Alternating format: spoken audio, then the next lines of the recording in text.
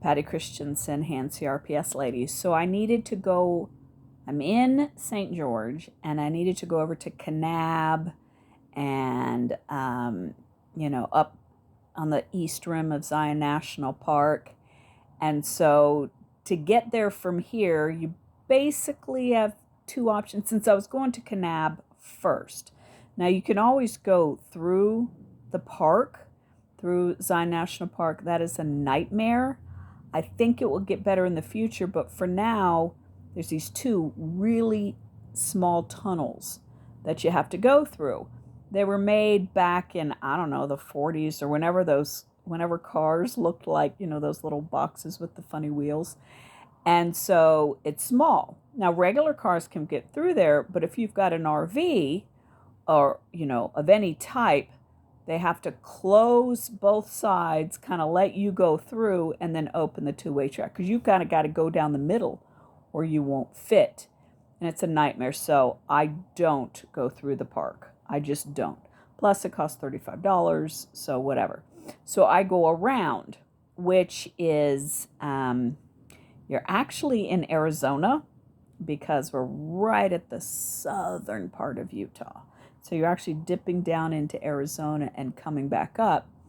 And the problem is, do we call it two-lane road? You've got one direction this way on a lane and the other is coming at you.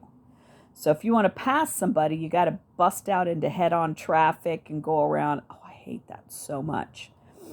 And today was not a good driving day.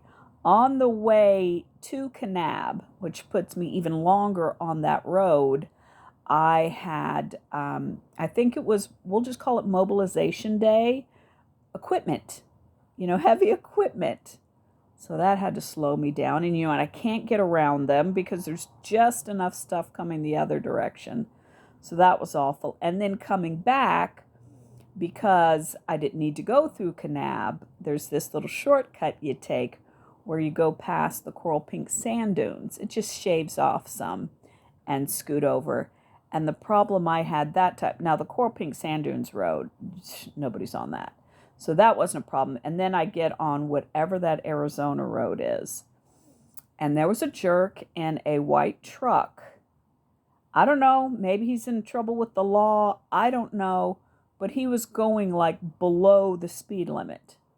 So, and everybody was getting so mad, but there's just enough traffic coming the other direction that I think maybe two people total got around him.